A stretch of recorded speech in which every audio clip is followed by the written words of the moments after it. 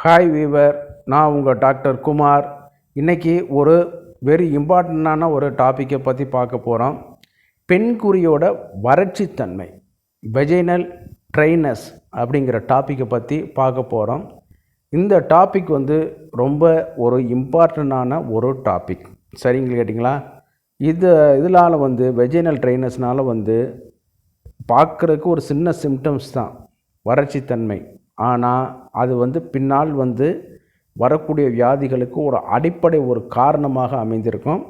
அல்லது பார்த்திங்கன்னா இது தோன்றுவதற்கு சாதாரணமான ஒரு காரணங்கள் இருந்திருக்க வாய்ப்பு இல்லை. ஸோ பெரிய சில காரணங்களும் இருக்குது. அது என்னென்ன காரணத்தினால வருது, இது ஏன் வருது அப்படிங்கிறத பார்த்துட்டு இதுக்குனால பின்னாடி என்னென்ன விளைவுகள்லாம் வரக்கூடிய வாய்ப்புகள்லாம் இருக்குது, ஏன் அந்த திரவத்தோட இம்பார்ட்டன்ஸ் என்ன அப்படிங்கிறத இந்த வீடியோவில் பார்க்க போகிறோம். இதை எப்படி ஈஸியாக சரி செய்யலாம் அப்படிங்கிறத பார்க்க போகிறோம். சரிங்களா? நான் உங்கள் டாக்டர் குமார். நம்ம நிகழ்ச்சிக்கு போகிறதுக்கு முன்னாடி ஒரு சின்ன வேண்டுகோள்.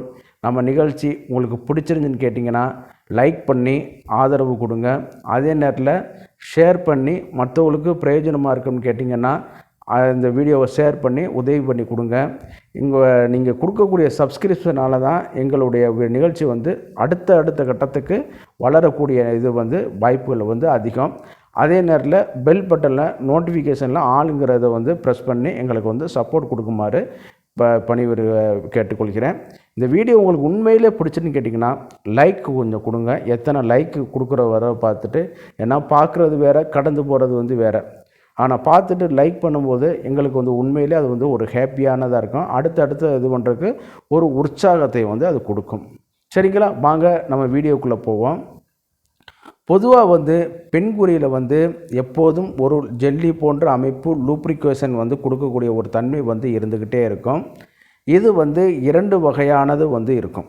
ஒன்று பார்த்திங்கன்னா அந்த வெஜைனலாவில் எப்போதுமே அந்த திரவம் சுரந்து கொண்டே இருக்கும்.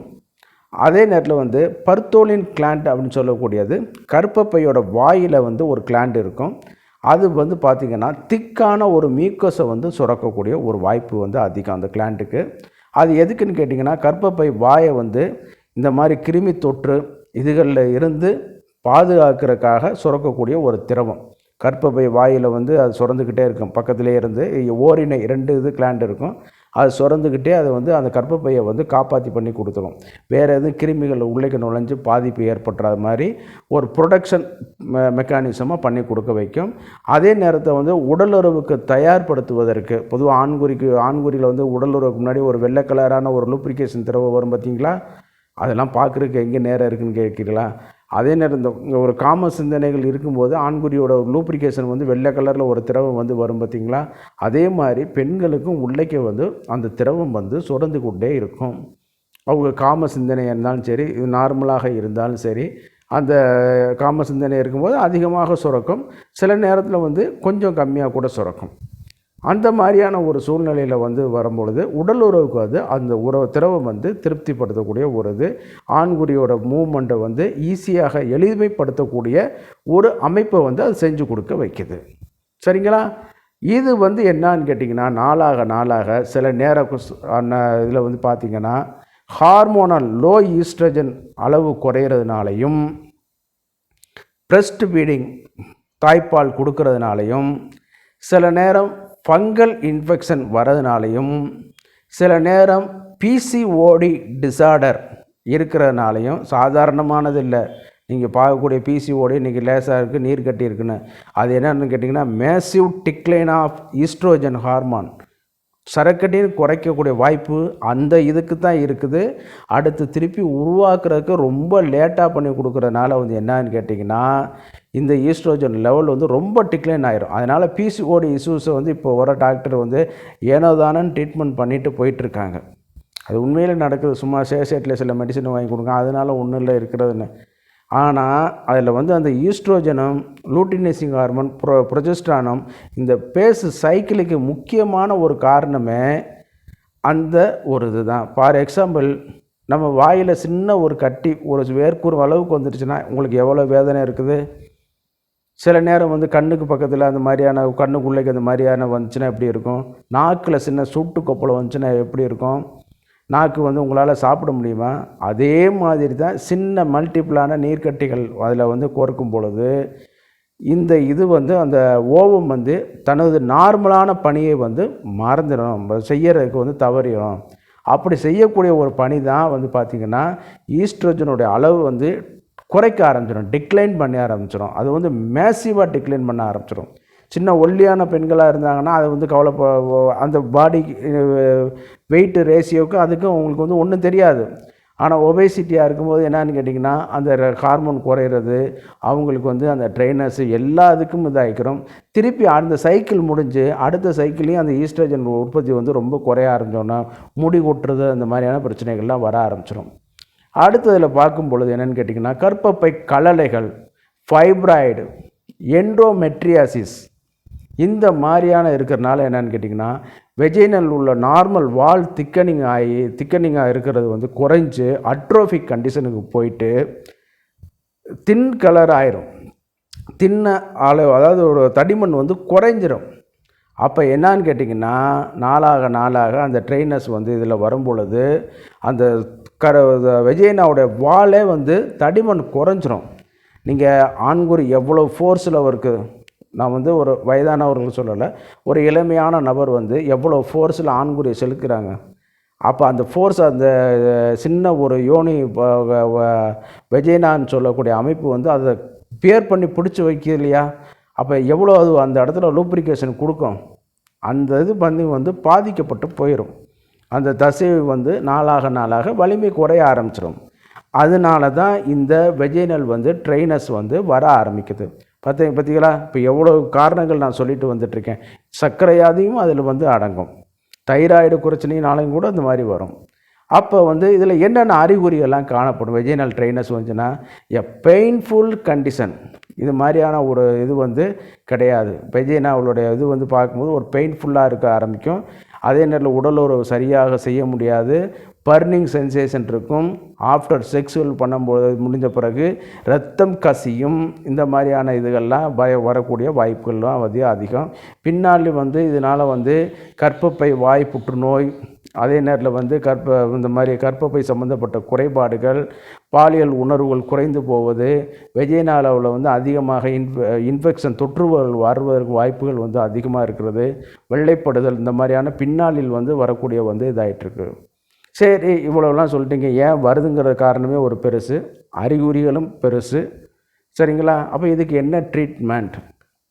இதுக்கு முக்கியமான ஒரு காரணமே வந்து ஈஸ்ட்ரோஜன் அளவு வந்து குறைபாடுனால அந்த மாதிரி வருதுங்கிறத நம்ம சொல்லிட்டோம். அப்போ ஈஸ்ட்ரோஜனை அதிகப்படுத்துறதுக்கு நம்ம என்ன செய்யணும் அப்படின்னு கேட்டிங்கன்னா, நார்மலான அந்த பணிகளை இப்போ வரக்கூடிய சில பணிகளில் வந்து ஈஸ்ட்ரோஜன் ஒரு முக்கியமான இதில் வரனால நிறையா வந்து பைட்ரோ ஈஸ்ட்ரோஜன் அளவு உள்ள சில உணவுப் பொருட்கள் வந்து இருக்குது. அதை வந்து உணவில் வந்து சேர்த்துக்கரலாம். சும்மா கண்ட மேனிக்கு போடக்கூடிய லூப்ரிகேஷன் அது இதெல்லாம் போட்டு பெட்ரோலியம் ஜெல்லிலாம் போட்டு நீங்களும் பாதிக்கப்பட்டுக்கூடக்கூடாது, கணவனும் பாதிக்கப்பட்டுக்கூடாது, சரிங்களா? அதனால் இந்த பைட்ரோ ஈஸ்ட்ரோஜன் வந்து நீங்கள் வந்து பயன்படுத்தலாம். வெந்தயம் உணவில் சேர்த்துக்கிறங்க, சதாவரி, சரிங்களா, சோம்பு, இந்த மாதிரியான இதெல்லாம் வந்து கொஞ்சம் ஒரு கூடுதலாகவே நம்ம உணவில் வந்து சோம்பு பிளெயினாக சாப்பிட்றது, சதாவரி லேகியம், வெண்பூசணி லேகியம், அதே மாதிரி இதெல்லாம் வந்து நம்ம எடுக்கிறனால வந்து சோற்றுக்கற்றாழை சாறு இதெல்லாம் வந்து நிறையா வந்து பைட்ரோ ஈஸ்ட்ரோஜன் அளவு வந்து அதிகமாக இருக்குது அப்படிங்கிற மாதிரி சொல்கிறாங்க. நார்மலாக வந்து பார்த்திங்கன்னா எள்ளில் வந்து அதிகமாக இருக்குது. அந்த எள்ளும் வந்து நம்ம வந்து நல்லெண்ணெய் இந்த மாதிரியான உணவில் சேர்த்துக்கிறதுனால வந்து நல்லா அந்த சூடும் குறைஞ்சி நல்லா நம்மளுக்கு வந்து ஒரு ஆரோக்கியத்தை வந்து பண்ணி கொடுக்கும். அதனால் வந்து அந்த ஈஸ்ட்ரோஜன் அளவு வந்து கிராஜுவலாக இன்க்ரீஸ் ஆகும், சரிங்களா? கிராஜுவலாக இன்க்ரீஸ் ஆகும் பொழுது இந்த பிரச்சனை வந்து ஆரம்ப கட்டத்திலே சரியாயிடும். ஆனால் இதில் சில நேரம் 5 வருஷம் ஆச்சு, 6 வருஷம் ஆச்சு, இப்படி தான் பாதிப்பு இருக்குது அப்படிங்கிற மாதிரி இருந்துச்சுன்னா நீங்கள் உடனடியாக அருகினுள்ள ஆரம்ப சுகாதார மருத்துவ நிலைய அணுகி அங்கே கைனகாலஜிஸ்ட் வந்து இருப்பாங்க, அல்லது சித்தா ஆயுர்வேத மருத்துவர்கள் நீங்கள் அங்கே இருப்பாங்க, அரசு முதல்ல அருகில் உள்ள மருத்துவர்கள்னு அவர்களிடம் ஆலோசனை பெற்று, ஆமாம் தனியாருக்கு நான் ரெக்கமெண்ட் பண்ணுறதில்ல, இந்த மாதிரி அரசுலே இருக்காங்க, நிறைய பேர் இருக்காங்க. அவங்ககிட்ட போய் நீங்கள் ஆலோசனை பெற்று இந்த பிரச்சனையை வந்து ஆரம்ப கட்டத்திலே சரி செஞ்சுக்கிட்டிங்கன்னா உங்களுக்கு உடலுறவும் எளிதாக இருக்கும். பின்னால் வரக்கூடிய சில பெரிய பாதிப்புகளும் குறைஞ்சிரும். உங்களுடைய இந்த நார்மலான லைஃப்பை மெயின்டைன் பண்ணுவதற்கும் இதாகிட்டே இருக்கும்.